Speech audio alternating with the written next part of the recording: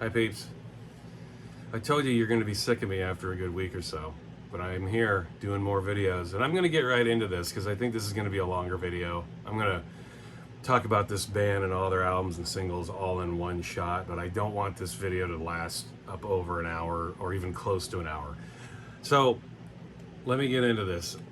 This group is a band that I think are criminally underrated. I thought they were underrated then in the 90s when they were putting out records, and I still think they're underrated. I feel like for the most part, this band has just faded away for the most part. And they, in a sense, they were fading away even during their careers. Like they kept pushing to be a more popular group, and I think they had the talent and the sound and the right vibe, but they just never really clicked.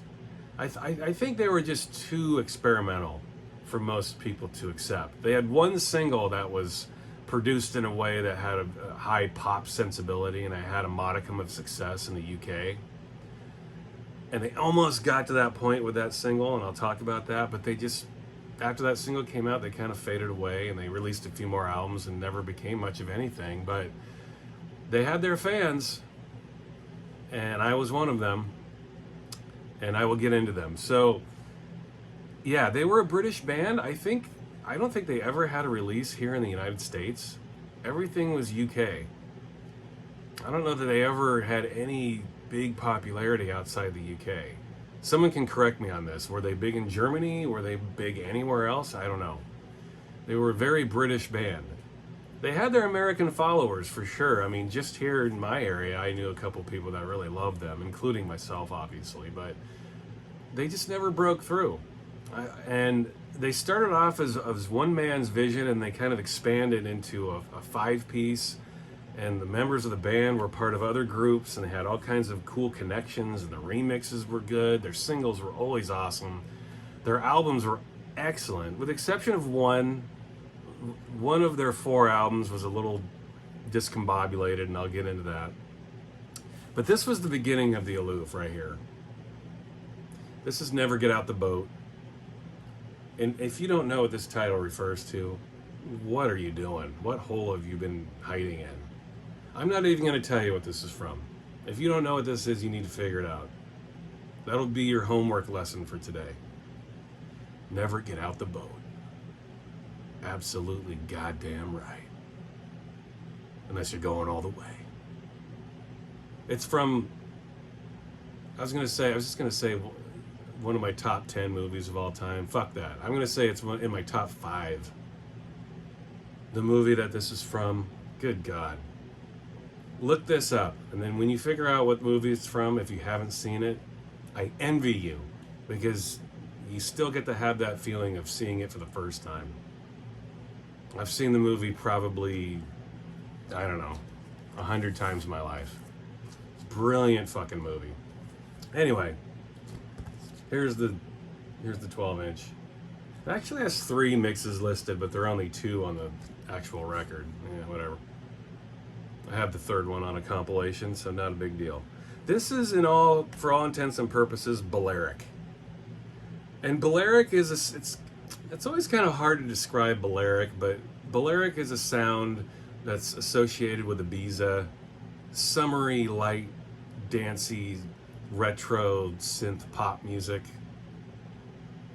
floaty vocals, and very European too. It's a European synth pop sound that derives from the 80s, really.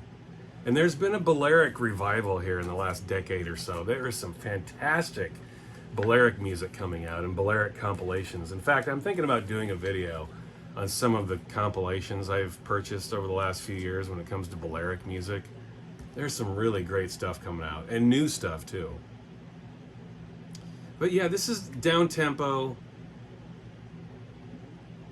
female vocals, light drum patterns. This was the first Aloof single, and it was the brainchild of this man right here, Dean Thatcher.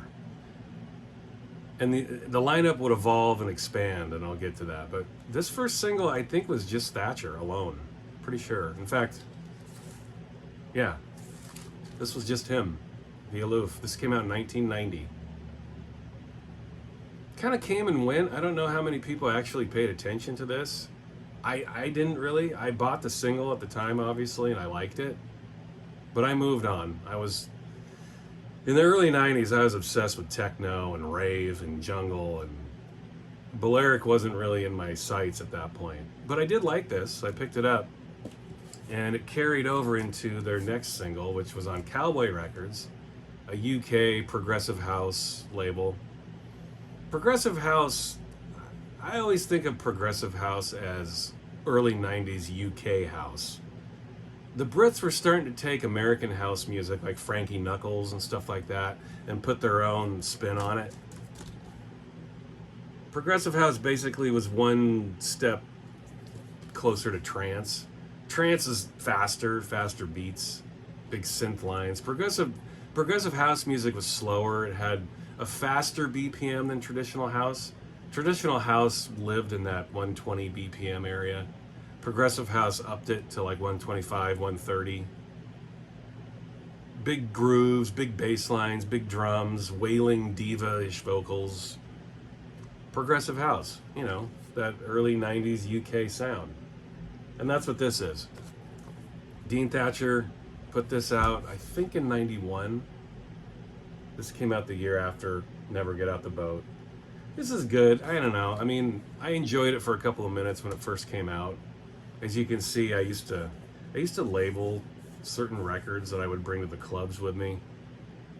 Because when you're DJing, you want to know what the BPMs was. I was young too. I only did this sticker shit for a couple years. It dawned on me, I'm like, I want to keep these records, and I don't want stickers to be all over them. So anyway, I haven't gotten around to removing these stickers yet. Here's another one. My old DJ stickers, you can see. This was their next single. This is On a Mission. More progressive house on the Cowboy label. Cowboy put out all kinds of stuff like this too. Oh, this is On a Mission remixes. I think Farley and Heller are on here. Oh, Fabio Paris. Yeah. Talk about progressive house. You 90s heads out there who are into your progressive house, Fabio Paris was a big name. This was my favorite early Aloof single, Purity, again on Cowboy. This has Farley and Heller remixes on it from the Boyzone collective. Boyzone were Farley and Heller, Andy Weatherall, Baca Juniors, you know, that whole vibe. This came out in 92, I'm pretty sure. 92.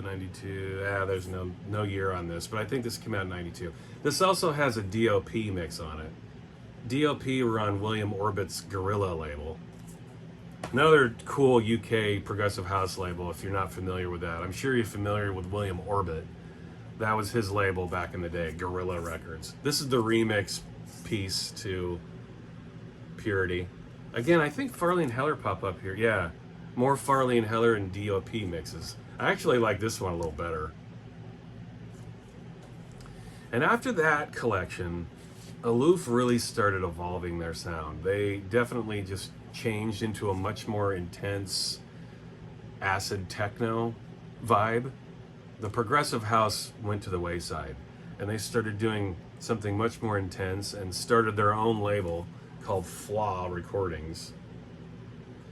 And this was the beginning of the Aloof being what they would become and stay for several years later, several years after. This is Agent O. This is the first release on Flaw Recordings. Deep acid techno stuff here, rolling drums and just intense. Really awesome stuff. And this is when Ricky Barrow came into the group, and along with Richard Thayer. Richard Thayer is from Red Snapper. Red Snapper was on Warp, and I don't know what any of these guys are doing nowadays, to be honest with you. And they also brought in Jags Cooner and Gary Burns from Sabres of Paradise, and you will know Sabres of Paradise from Andy Weatherall. Sabres wasn't just Weatherall, it was Burns and Cooner. And when you listen to these Aloof records, you start to hear the influence of Burns and Cooner. You understand why Sabres records sounded the way they did. These are very Sabres-esque, these early Flaw records. This is the other one. And this is the first track you really hear Ricky Barrow's vocals. This is Mind. You get the vocal mix and the instrumental. Same mix, just no Barrow vocals. Intense acid techno music with vocals. You didn't hear music like this really back then. This single especially, I think, is ahead of its time in a lot of ways. This blew my mind. I can remember playing this in the clubs and people went nuts over this. As they did for this. The Aloof, Society. This was the next single. Man, I can remember playing both of these tracks in the clubs, and the clubs would melt, especially for the B-side, Drum. Intense production. You play this on a loud system and the dance floor just melts.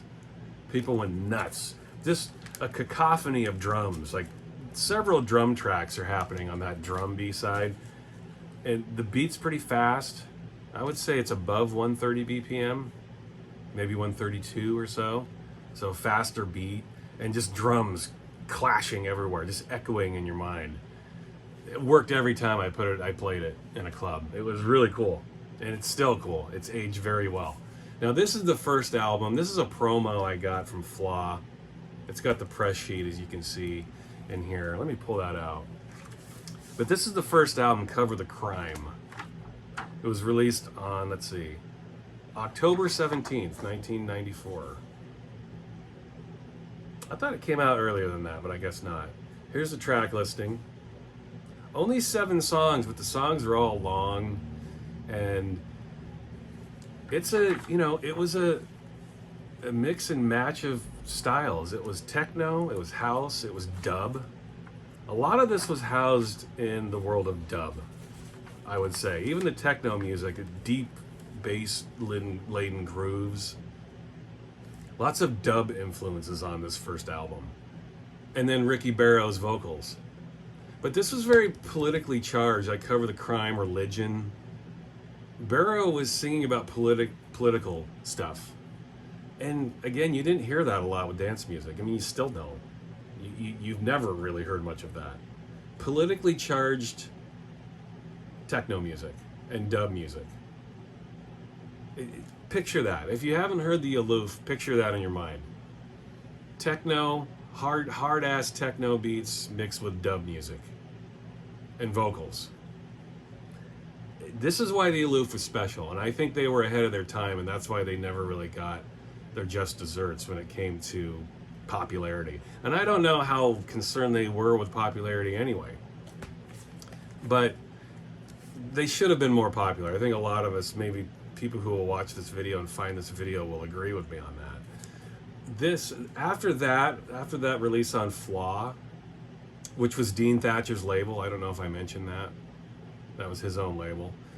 East West picked them up in Europe, and they re-released Cover the Crime a year later. It had a new track on it, Favelas, and they mixed up the track listing too. Like on the Flaw version, Cover the Crime was the first song, but they switched it to the last song. I don't know why they did that. Cover the Crime's a good opener. And they added 2 tracks, Favelas and Mind. And you'll remember I talked about Mind on that 12-inch. Because Flaw put it out on the 12-inch, Flaw did not put it on their version of the album. East West did. That's not a bad thing. I mean, Mind's a good song. They probably assumed that a lot of people didn't have that 12-inch, so they crammed it in here. And Favelas, which is a good song. So, the reissue. And the cover to the Flaw release was the same. Same image there. Here's the Favelas single. This had a couple of dance remixes from Aloof. And then this is the remix part of this. The Slam does remixes on this. The Mighty Slam. Slam's another group you should check out if you like 90s dance music. One of their albums that came out, it's called Head States. Came out in the 90s. One of my favorite dance albums, electronic albums of the 90s, by far. Fantastic stuff.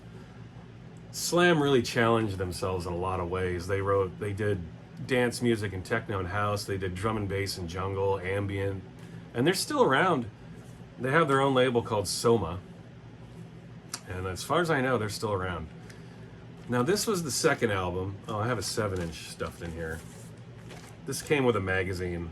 I don't have a lot of 7 inches, so I keep it with this, but this was their second album on East West. This came out in 96. This is called Sinking. This was their most popular album by far, I think. From the stuff I read and the press releases I got from the UK, this was their biggest album. And this is a really cool album. Not their best. I would say it's their second best. Their best album is their last album, and I'll get to that in a few minutes, in my opinion. But this was no techno on this. This is all down-tempo, dub skank tracks, for the most part. Some politically charged lyrics, but most of this is Ricky Barrow talking about relationships and his love life, and really cool lyrics. And he has a very unique voice. Almost kind of a soprano type voice, but not quite. It's a very unique sound his voice gives off. And it was very complimentary to the music they were doing. Really cool album though. Tons of singles. Bittersweet, Stuck on a Shelf was a single. Abuse, like this intense low, low beat groove on that one. Wish You Were Here, another single. Sinking, another single. One Night Stand, another single. There's tons of great stuff on here. But no techno, man. This is all down-tempo stuff. And it has a very gritty, dirty sound to it, which just lends itself really well to the content, the lyrics, the sound. It all meshed together very well. Excellent record here. And to my knowledge, their most popular release. This was a single from that album, Wish You Were Here. Their singles had multiple versions. I'll hold them up here briefly. This was the David Holmes remix one. Yeah, David Holmes provides remixes here. This is a promo of Wish You Were Here. This has Ashley Beedle remixes. People, if you don't know Ashley Beedle, you need to know Ashley Beedle. He's been around for years, over 30 years now, producing every type of dance music you can think of. House, techno, ambient, down-tempo, hip-hop, fucking rare groove, conga, you name it. He's a fantastic DJ too. One of the best DJ sets I've ever seen was an Ashley Beedle set. Extremely talented. I'm trying to think of the bigger groups he's been in. Like Express 2 was a group he was in. Ballistic Brothers. The list goes on. He's recorded under a ton of different names. But Ashley Beedle, check him out. You spell his last name Beedle. Ashley Beedle. Premier producer. Tons of remixes, ton of production work. Super nice guy too. I actually met him briefly when I saw him DJ. Just a fucking nice guy. Really down to earth. Great vibe with that guy. Check out his music. He is insanely, absurdly talented. This is another single from the same album, Stuck on a Shelf. Remixes. It's got the album version and a more dance techno version, because the album version is a very down-tempo groove. Remix EP for the same single. More remixes. This is the best. There are 3 versions of Stuck on the Shelf that came out. This is the best version. This has got Richard Fearless and Vinyl Blair mixes. And as you know, or don't know, I don't know, Richard Fearless is Death in Vegas. And his mix here is awesome. The 2 mixes here are the best mixes of the song. And it's only on this promo, as far as I know. Vinyl Blair does the other mix. Vinyl Blair was a group that was on the Hard Hands label. Hard Hands was owned by Left Field. And Hard Hands was based in dub music. It was a dance label, but everything was housed in the world of dub. Hard Hands didn't put out anything if it didn't have at least some sort of loose dub influence. And Vinyl Blair put out the vast majority of their records on Hard Hands. And this is excellent. Their mix here is so good, as is Richard Fearless. If you were to pick up this single and you saw all 3 versions, get this one. Because Stuck on the Shelf is it's like a skank. It's a down-tempo skank. And the other mixes are techno versions, which are pretty good. But Fearless and Vinyl Blair seem to understand that you take that song and you turn it into a different type of skank, and they do here. Now this is the single that I was referring to in terms of One Night Stand almost getting popularity or higher popularity. This was their big single in the UK, and you can see why. It was reproduced for the single version. It had big swelling strings and symphonies in the background. The lyrics are really cool. There's no deeper wordplay. Let me fix the camera here a little bit. There we go.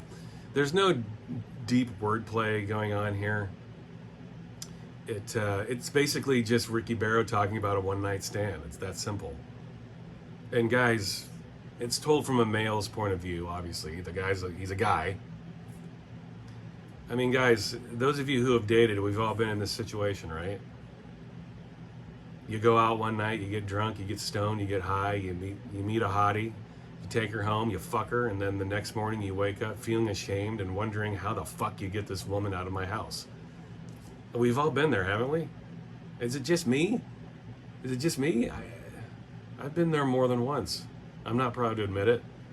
I honestly think that this song is a very human song. Many people could relate to this, both men and women. And that's why it found a modicum of success. And it's a great song on top of it. And in addition, you get remixes from Primal Scream and Ashley Beedle again. And Ashley Beedle's mix of this is fucking fantastic. One of my favorite mixes of the 90s. He takes like a slow ballady type of song, which this is. Aloof didn't do that very often, but this is a slow ballad type song. And he turns it into this really uplifting house version. He's got this long ambient intro with the vocals, and then he kind of cuts the vocals, and then it turns into this house track. Ashley Beedle destroys.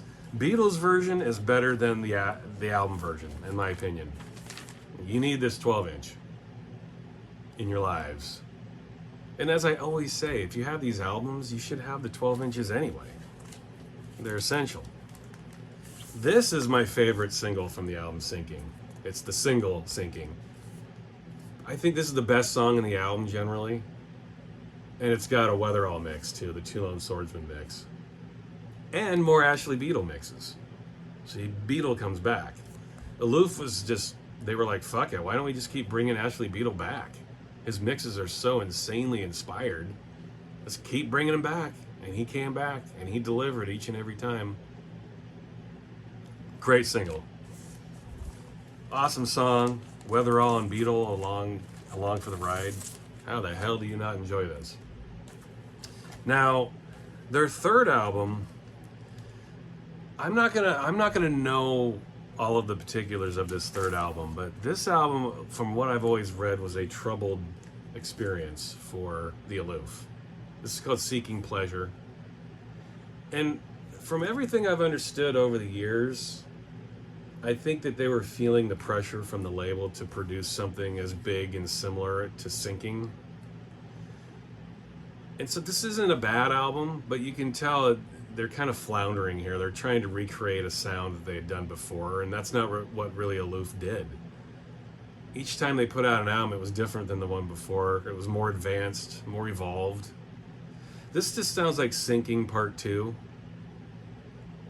Again, not necessarily a negative thing, but it just sounds like they're trying to rehash what they did before. It just feels like a collection of tracks, you know? They're not bad songs, but you definitely feel a lack of passion with this album. Not my favorite. My least favorite Aloof album. There are some really nice moments on it, but you can tell the band, it almost sounds like the band's bored, you know? Production's not bad, but it just sounds like Sinking Part 2. And only one single came from this, what I missed the most. Not a good single. One of the least interesting songs on the album. And the remix on here is just a really short, it almost sounds like a radio edit. There's a B-side on here called Orange. But this all came out in 1998. And when I heard this at the time, I remember feeling very disappointed, like, ooh, maybe the Aloof is, maybe they're done. Maybe they're just bored. Maybe they're trying to move on to different stuff. I don't know. Disappointing.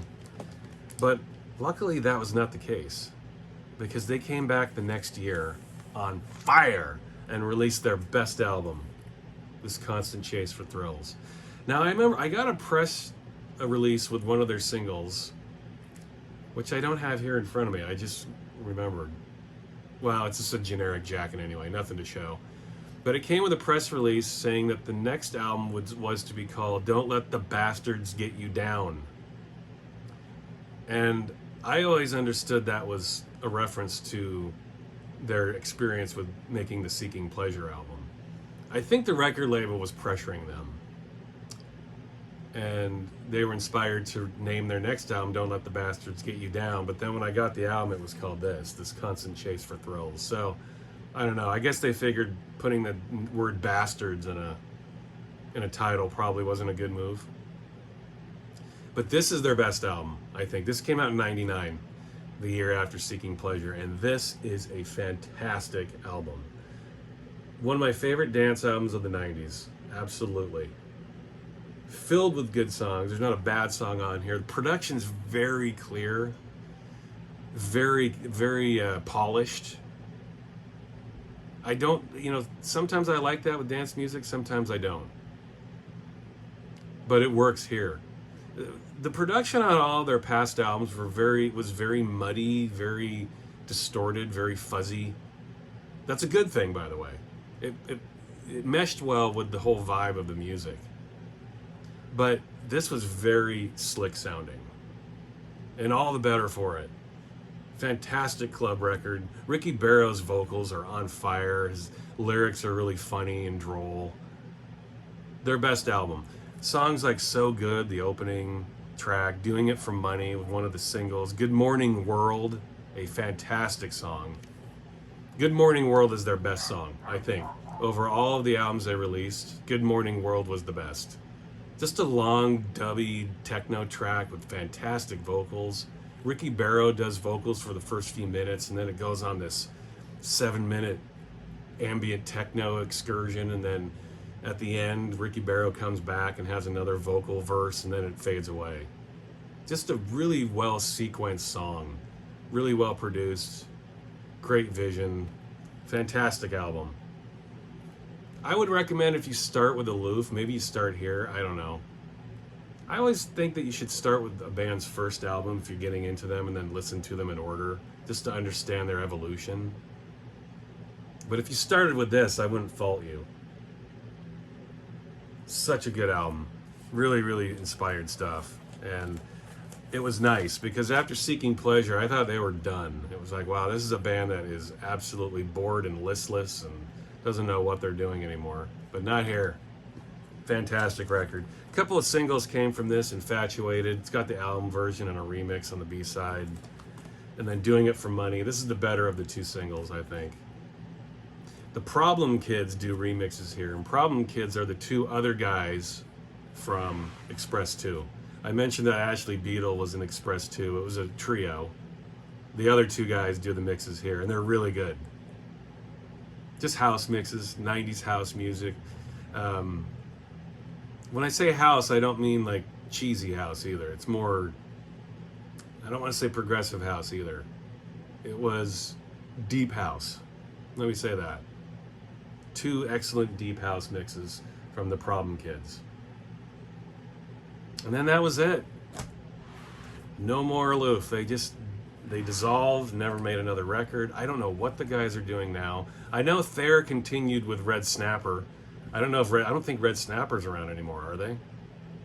I have no idea what Thatcher's doing. I do see Burns and Cooner's name pop up over the years on certain productions, especially Cooner. I see Cooner's name still on records. But yeah, the Aloof just kind of dissolved. They disappeared into the ether. And it's a shame, because I do think they had a sound that was very special. And maybe it just went over people's heads. People weren't ready for it.